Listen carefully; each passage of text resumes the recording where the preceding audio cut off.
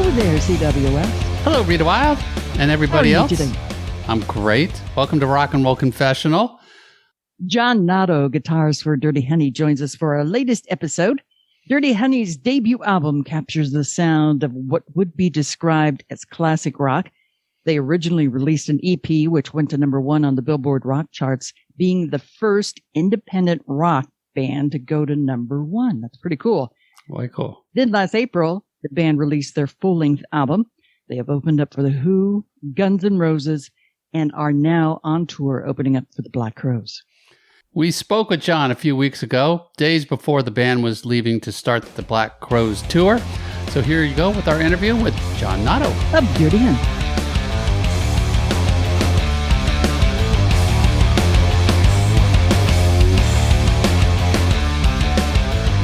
How's it going? Good. How are you, man? I'm pretty good. Look at you outside. Hi, Rita Wild. What's going on, man? You know, just taking in some sunshine before we hit the road. Yeah.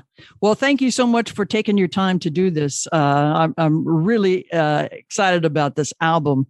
Thank you. I mean, it's just down the pocket. You know, it's like everything about it is just such a great record. And congratulations on that, because that's hard to do. Thank you. It was hard to do. The pleasant part is when it's over. and you've made the song and it's perfect. By your own estimation.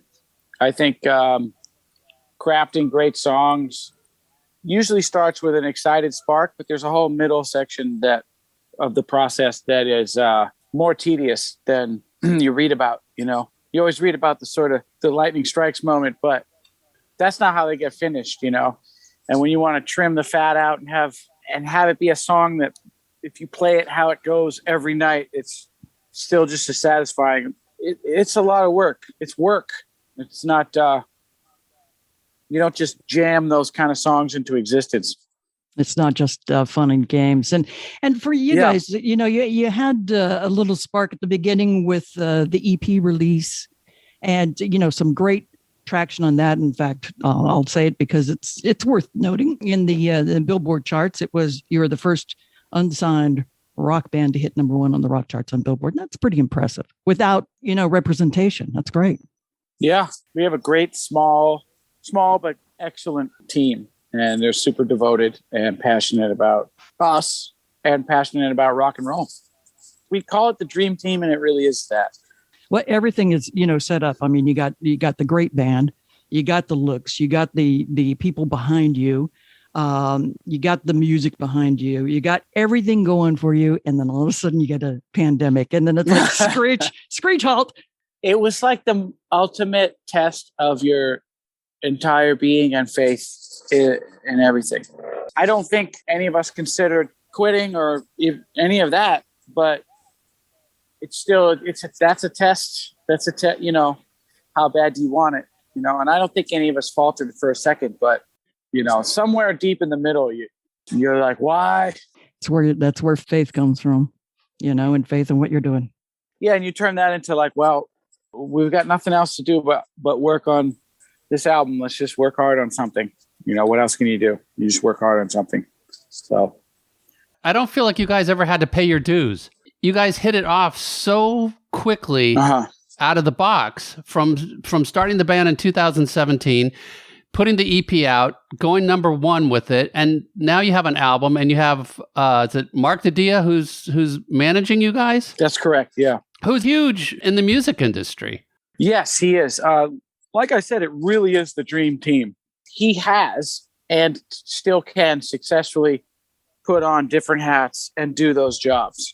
You know, if he had to go, he wouldn't do it anymore, but if he had to go promote records at radio, he could do that probably as good as anyone has ever done it.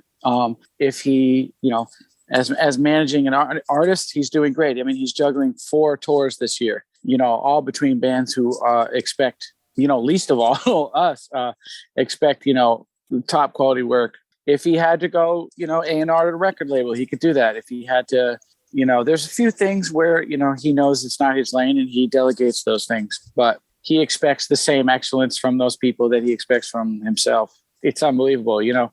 And, you know, there was a few years before 2017 where Mark and I struggled together, and Justin was brought into the fold, and we struggled to find that fourth piece. So it was sort of like, once we got Corey, it all exploded. And it's just funny when you've played, for 3 years in a basement bar, to drunk frat kids who want to hear the covers, they want to hear, and when you do that for, that many years, you go, what are we doing? And, you can't get a drummer to commit, and then you get one and we just knew to make moves and not waste time. So it did it. There was like this, and then, we hit the explosion point.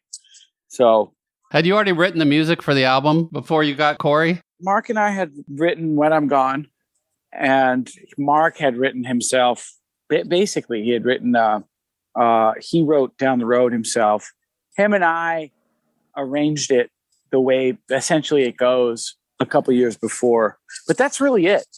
Break You and Scars were some like old riffs in the closet of mine. Heartbreaker and Rolling Sevens really came to completion in the studio, which is kind of crazy because those are the second and third best tunes on the record, I think. So, Down the Road's excellent as well. But really, I don't think When I'm Gone was even our favorite song. Amongst the band, generally speaking, there were guys who liked Heartbreaker the most and guys who liked Rolling Sevens the most. So we just felt When I'm Gone was a good smack you in the face, don't waste any time lead off. Yeah. Like here's what the band's all about. Obviously, listening back, I'm so proud of it. It's not even, It's funny. There was a little bit of a panic in the studio on a couple of those things, like especially Rolling Sevens. I remember when we were here doing pre-production, we were trying to make the chorus kind of like the When I'm Gone chorus, where it opens up and it's big and it's strummy. And so we had the riff that's under the chorus, the music kind of after the chorus. It just wasn't working because it was like, well, the riff is still the best part of the song. And we were like, well, if the chorus is supposed to be the best part of the song, it was actually me. I was like, we're going to have to sing over this riff.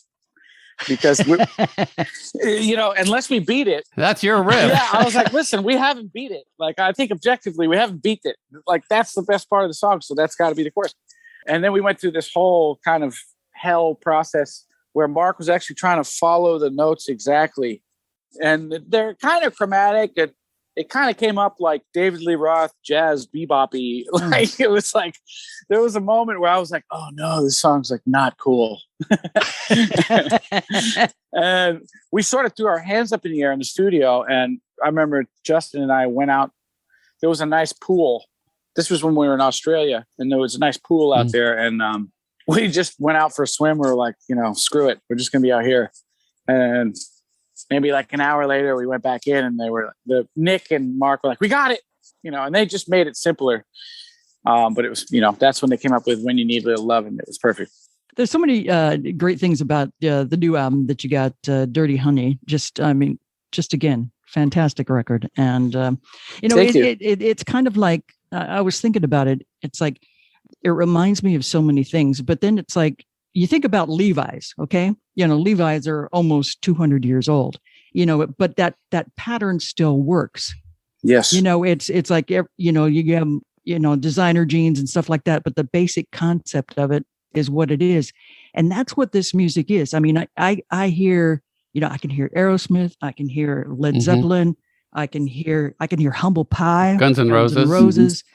Yeah, it's just solid, and it's there, and it's so refreshing to hear an album all the way through that, just connects immediately. There's only what 64 notes, musical notes, I guess. I mean, you're the expert in that. Well, there's only 12 actually. 12, okay. Yeah, and then 64. Yeah, wow, that'd be crazy. That'd be okay. That's the piano keys, maybe, but 12 right, notes. Yeah. So if you don't count register, you after 12 you hit repeats, but they're higher. So you're right. It is different. Yeah, there's probably 88 there's 88 on the keyboard. I don't know how much higher than the keyboard we can hear. Probably a little bit, obviously, but yeah. So, but just it's great stuff. And how anxious and excited are you that later this week, man, you're going to Nashville? And I'm so excited. It's going to be awesome. to be kicking off this tour. Oh my God. Yeah. Black Crows. You're opening for. Yeah, it's going to be. Wow. And they're really treating us really, really well. We're getting better. They don't have to, and we understand that. And they're giving us like 55 minutes to play, which is really, really awesome. It really feels like they're giving us a chance to really get ourselves out there. We've never had the opportunity to play in front of this many people for this amount of time. 2 months straight of amphitheaters and sheds. So, and to play that long, it's just, we actually get to get into the zone, 30 minutes, you're kind of like right in the zone when you get off the stage. So it's really nice. I mean, I'm elated. It's great. And I credit our manager and our team for deciding to jump the gun and just get out on the road and be the first guys back and just not wait. A lot of artists decided to wait, but I think also considering we're new, we didn't really feel like we could wait.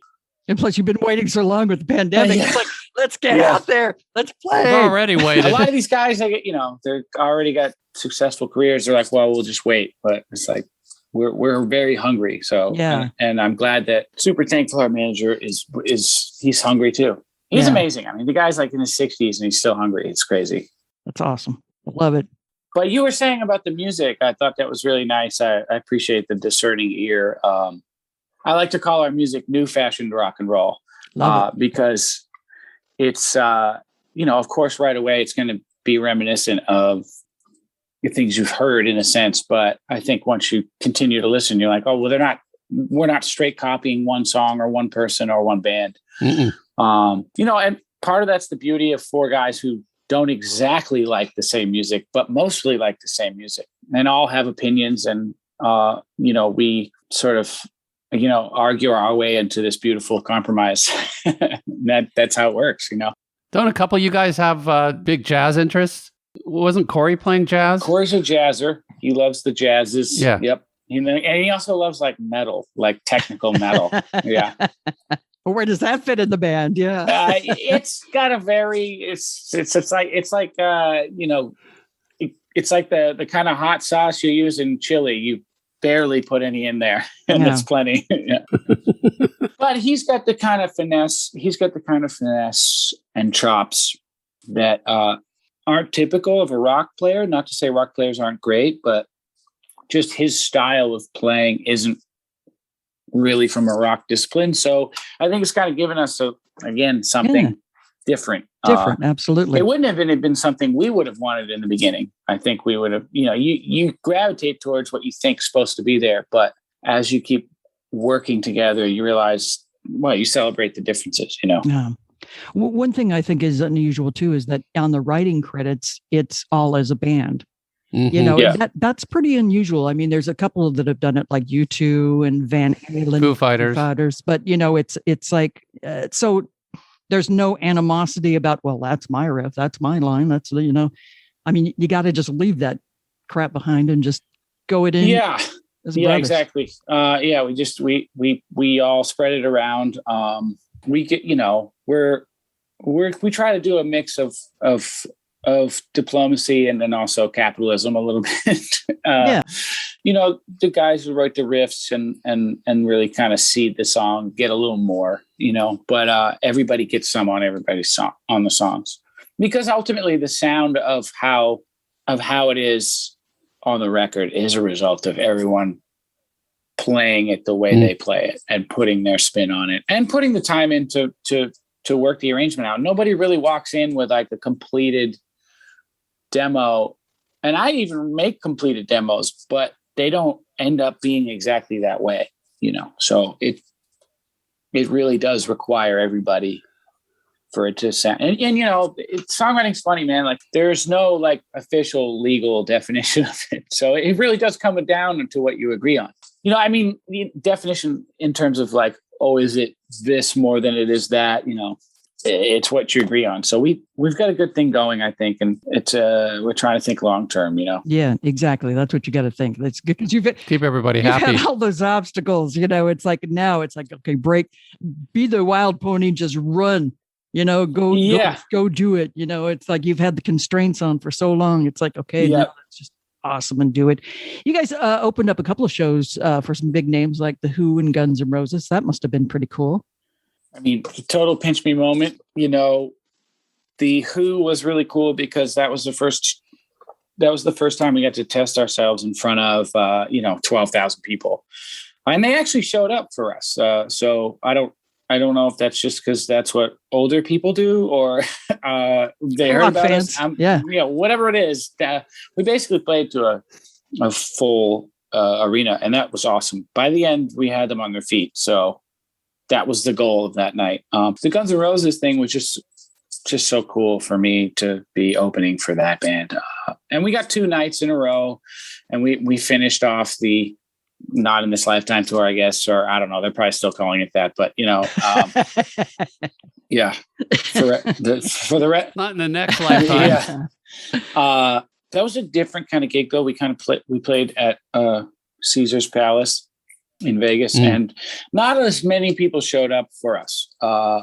I think it's just that scenario kind of brings a different kind of fan. People are messing around in the slots. People, you're in the casino, and it's more of a bougie kind of sort of expensive vacation thing, and rather than teenagers and people trying to remember their teenage years piling into a car and heading to an arena for the night, and drinking some big beers. From the stage, I remember Mark had a tough time. He was like, it just wasn't as, connecting. It wasn't fulfilling. Wild. You think Guns N' Roses, you're like, all right, dude. Yeah. It was a little bit more like, oh, all the fans who saw him in '88 who have been lawyers for 30 years are here. And they're not coming to see the opener because they're going to, they're spending lots of money in the gambling. Yeah.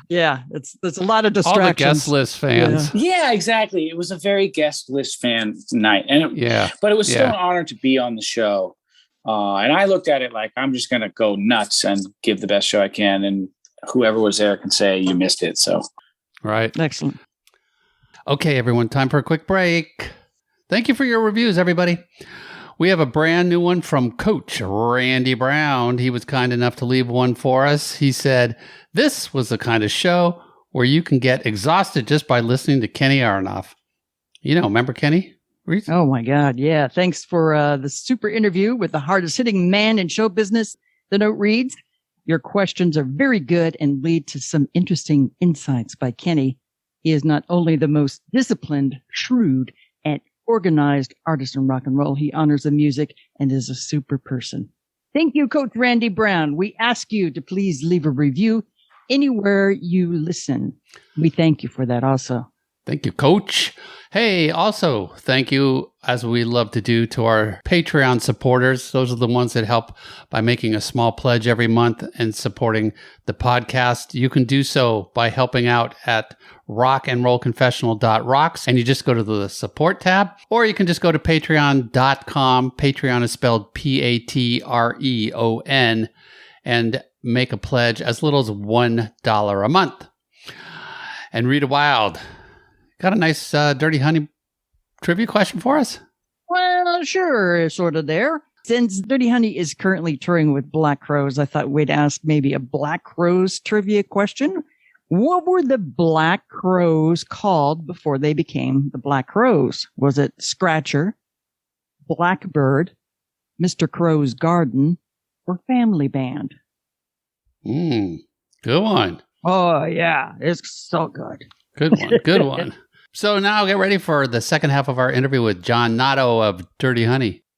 So is the Black Crowes, is that the biggest tour? Yes. Length and everything that you've done? So how are you guys getting prepared for going on the road for that long? How are you rehearsing? How are you getting all that together? Believe it or not, we're not a big rehearsing band. We do rehearse, but not a lot. We are going to rehearse, this weekend. That's good. Yeah, we'll run it, but I don't know. So you remember the songs? It's just like we don't go in for hours and hours and just do it over and over and over again. I think that might help contribute to the rawness of our songs. Yeah. Yeah, the spontaneity of it, and give you some time to breathe with some of the songs and some of the guitar solos and stuff. Yeah. I mean, we're all very good at homework, I think, in terms of knowing our parts. That's great. So we kind of just come in and gel it together. What did you learn from recording the first album that you're going to take into account with the next album? Other than it's a pain in the ass to record up until it's finished. Yeah, that's what you I don't know. I think what would be really fun and an area that we haven't explored yet would be, well, two things. The second thing would be, maybe some horns, background singers, I don't know, kind of spreading that out a little bit. Yeah. But I think the other thing would be just more time. Now, I don't want to get into overthinking it more, but because I think that could be the death of things, but it would just be nice to have more time, but then again, maybe there's a magic in being up against, there's an energy to being up against the wall. Sure. Schedule wise. It's like, that's what performing is, performing is you're up against the wall. You don't get to go back. You don't start over. So you just got to play it really well. So I don't know. It's hard to say. I really enjoyed the EP was different. I got to redo a lot of guitars because we had so much time, but we also kind of needed to, not because I didn't play it well, but I didn't have my amps. I didn't really have my sound yet. I knew what I wanted, but we didn't have those amps that would have been the strike zone for what I wanted. So we had to sort of mix and match. So we did a lot of redid the guitars after the bass and drums. But on this album, pretty much what you're hearing, I don't think I redid one rhythm guitar. Wow. I think you're basically hearing the band play together. So that's pretty cool. Yeah. I think that contributes to a lot of that, the way the record feels. On the Dirty Honey album, you did kind of branch out a little bit on certain songs, like Another Last Time. That was kind of like, getting a little bit spiritual there, So it was like, okay, let's, it'll be really interesting to see the next phase. But, of course, right now you're going to go out on the road and promote this band and let all these people hear this great stuff. And, I can't wait to see the audiences. I'm going to the show at the Forum, so I can't wait to see. Oh, awesome. Yeah, cool. I can't wait to see how the audiences react, because it's slam dunk, man. It's just. Oh, I appreciate that. People, it's the real thing, So. We're lucky. I feel like we have an all-star in each position in the band, and fortunately, we figured out that doesn't mean anything unless we write great songs. And work together, and everybody, I think, gets to do, for the most part, do it the way they want to do it, and it's just a blessing, It motivates me to just keep working hard, because there's really something to work hard to keep going. So you'd imagine yourself writing a lot of songs on the tour bus and stuff like that these next couple of months? Tours are funny. Especially opening tours, because a lot of times, to solidify this material for this album, for example, we really got most of the legwork done. It was kind of two phases. The first phase was the Rolling Sevens tour, where we were headlining, and that we had the sound checks to our heart's desire. We just took, we didn't screw the other band, but we had a lot of the time. So we were able to write a lot in there. And then when the quarantine came, we were able to add more to the record. I think we ended up recording 11 songs. It's funny. I don't think we haven't hit a prolific point yet.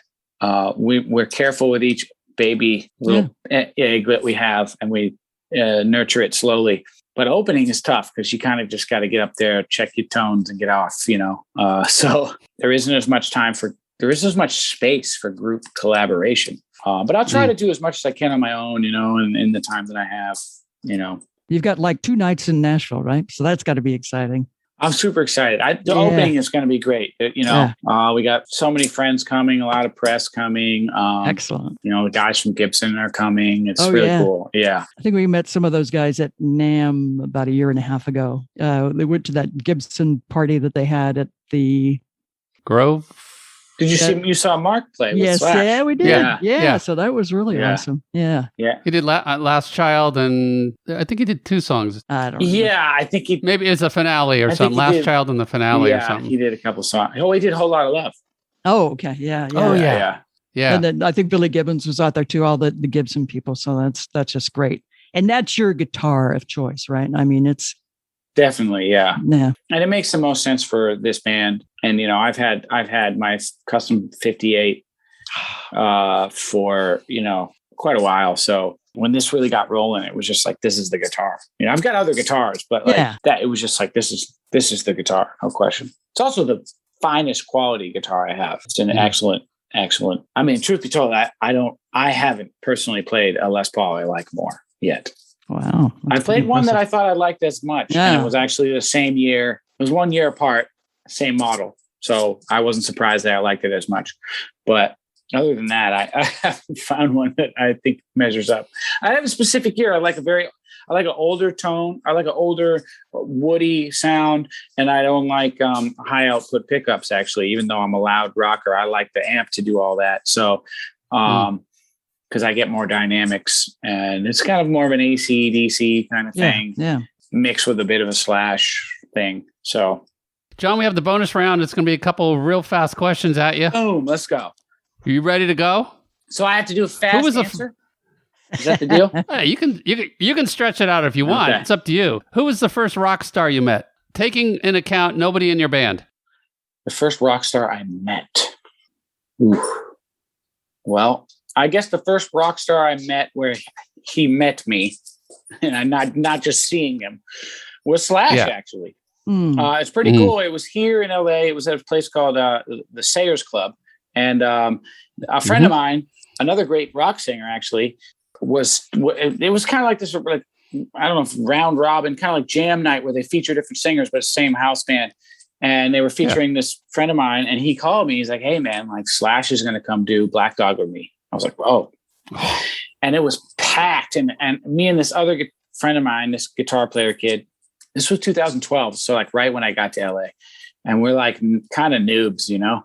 And we roll up to this like posh hall. It's kind of poshy, like cool. And like we roll up, and the guy literally was like at the door was like, "Do you have girls with you?" And we were like, "No." And it was jammed, and he was just like, "No." And we're like, so I'm calling my friend, and I'm like, "Dude, you gotta hook this up." Like, and he came out, and it was funny. He came out, tried to work his magic, and the guy, to my memory, I remember the guy still was like, "No." Because we didn't look cool or rich or anything either. And because Hollywood can be very much that way, of course. Oh, yeah. And so my friend kind of gave up, and he turned around, and then he came back, and I don't know what they said. And the guy was like, "Okay." I don't know what happened. Somehow in the last thing, it was like last ditch Hail Mary. He let us in. So we go in and we go over, and there's not really a stage there. They're just kind of on, there is now, but back then there was only they were on pallets. And everyone had to walk by the side of the stage, because it's like there's all these couches where people sit around, and they're like the rich people can reserve the couches, and the cool, get the $400 bottle of exactly. There's that whiskey so or whatever. You're sitting and you're like, "Oh, cool, it's Slash." You know, Prince would do stuff there. I mean, it's super, like, it's a cool place. But so there's the bathrooms are through this open door right next to the stage. And I propped myself right there, and I'm by the keyboard player, and I'm hanging. And I at one point look behind me, and there's Slash and his wife at the time, Perla, standing right behind me. And I got panicked, and I was like, "Oh man!" For some reason, I was like, "I better put on my shades." I don't know. I was like, "Oh, I gotta get cool," and so I put on and they were aviators. And a few seconds later, I get a tap on the shoulder, and it was his wife. And he's kind of like peering out behind her, like sort of. And she's like, "Hey, I'm so sorry. Slash usually performs in shades, and he doesn't have any with him. So do you think you could?" I was just like, boop. And I just like gave him my shade. But I kind of was like, I did the fan thing, because I was like, "Man, well, can we do a picture?" And he was like, "Yeah, definitely." And he was really nice about it. Yeah. Looking back, it was a pretty annoying thing for me to do. But no, Slash is a cool guy. So he was so cool about it. His handler was not happy with me. And his handler snapped the pick early, because he was like, "All right, yeah, let's do it." And it was packed, and it was kind of in the way. And The close up of your face. Yeah. No, he took a proper picture, but he wasn't like, okay, 1, 2, 3 or anything. He was like, all right, are you ready? And he caught me before I smiled, and Slash was like halfway on the way. So Slash is like this. And I'm like this. It looks like he is in the picture with me, and I don't care about him. It's a hilarious picture if you think about it. But at the end of the gig, he was like, and I mean, it was jammed in there, and he's being like walked out, and it's like this. And over a bunch of people, he reaches and hands me my shades again. And I just thought that was so cool. I mean, not that I expected him to steal them, but I didn't think he'd remember, and I thought that was so cool. So, and did you put them away and say you're never going to wear them again? Yes. Yep. That's awesome. Yeah. Yeah. They were like glue tinted too. They weren't even that good. Nice. I beat the crap out of them, but not anymore. Yeah, not anymore. Growing up, you, from what I understand, loved to entertain. You had that from the get-go as like a 4, 5, 6-year-old, and you just became what you dreamed of. I mean, it seems like, I feel I've always felt like it's what I'm supposed to be doing, is like sort of lighting up the room or being the center of the energy. Or I'm just a crazy narcissist. I don't know. No, but maybe a little both. But yeah, I mean, I just always loved music, and I always loved being the funny guy in the room, cracking the joke, breaking the ice, saying what people won't say, not in an offensive way, but just, the funny thing people are thinking of. And we used to do little dance concerts for our parents. It was actually really funny. We got in trouble because this one guy, some neighborhood guy, you're a kid, some neighborhood guy, but the guy with the rickety van type guy, he's like, oh, you guys are doing a dance. Here's what you got to do. You ask for just a penny donation. You know what I mean? Get a little bit of, just say it's a donation. Everybody drops a penny. And I remember we did that. And, we're inviting over all the neighbors to watch us dance to pop music, and like, we don't even have dances worked out. My dad was probably like wondering about me a little, but we did this little donation thing, and my friend's mom got really upset about it and was like, you had to give all the money back. For some reason, she thought it was completely out of line.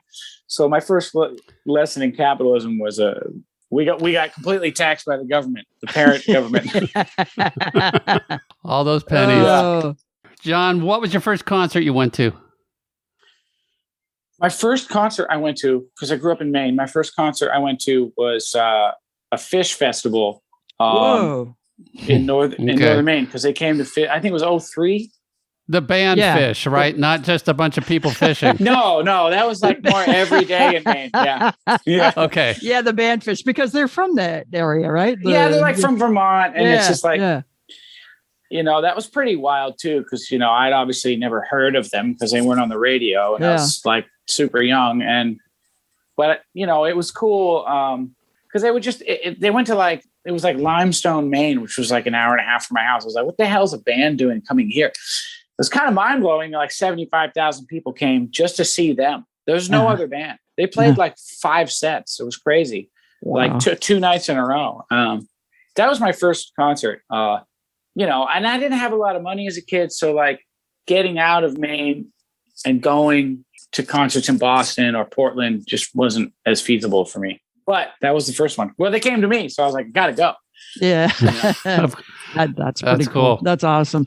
California Dreamin', your song on the new album. I love the fact that when I was a kid and I heard we were moved to California, it was like, oh man, the streets are paved with gold and everything's going to be awesome. And then it's like, no, it's not quite like that. And you guys, tell that story, with some great upbeat music, but hey, it's tough. It's tough to make it out here. It's really tough. We're very lucky. And we stuck to our guns, and, Mark especially was smart about kind of because he wasn't a musician.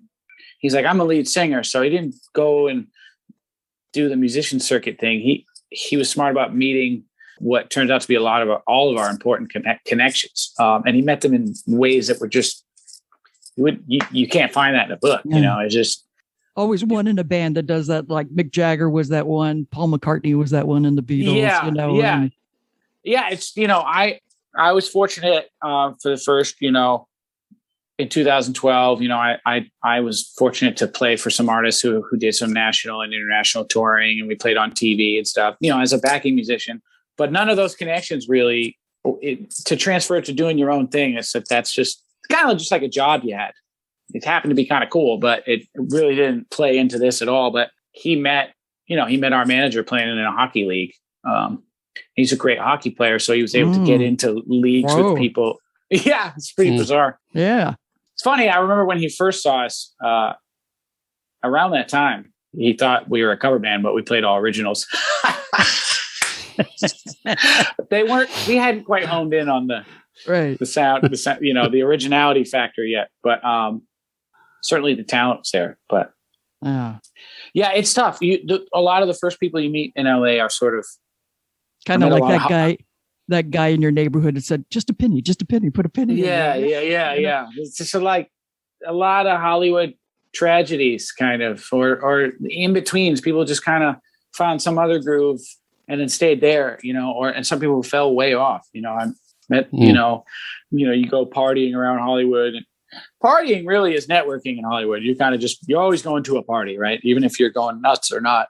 Excuse me. So it's more just like that's how you meet people. And you meet some people that just you're like, well, what's your deal? And you're like, 20 years ago you moved here with a dream. Now it's kind of, so I think that's kind of what California dreaming is about a little bit, And also it was just a way of taking, in a more generic sense, taking it out of the meaning of the Mamas and the Papas song.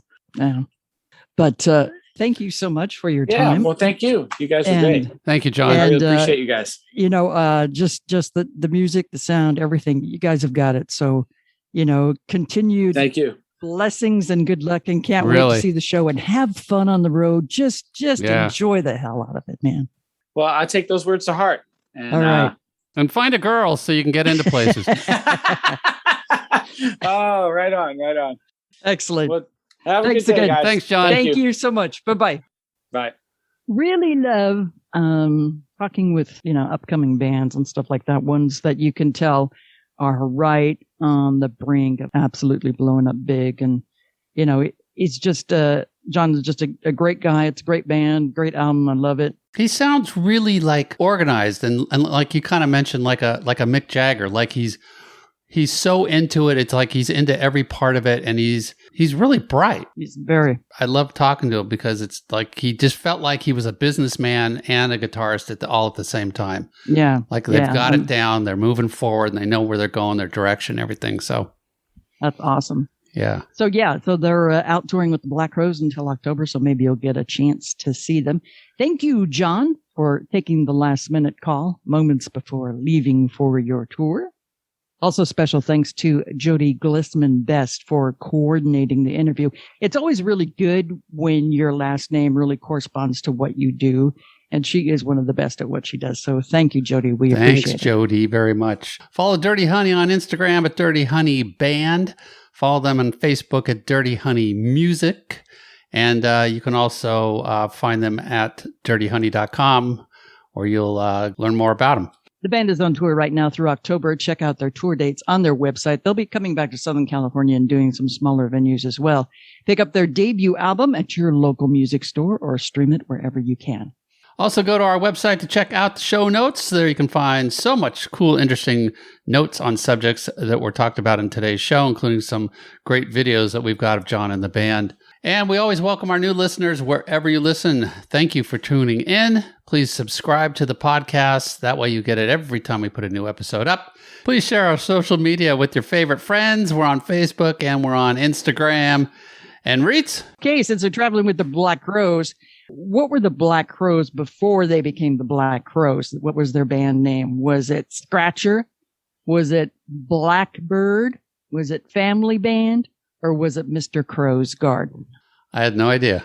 I kind of like the name Scratcher and Blackbird. I mean, they would all fit. And Family Band, that fits too. But they were actually called Mr. Crow's Garden. Nice. How'd they get that name? Mr. Crow flew up one day and said, I got a garden. I want you guys to name your band after me. I'll grow you some really good pot in my garden. Yeah. I'm not thinking that's the exact reason, but it's a great way to go. We can make it up, right? I think we just did. All right, everybody. All right. Thanks Thank always you so for much. listening. We'll talk to you soon. Goodbye. Yeah.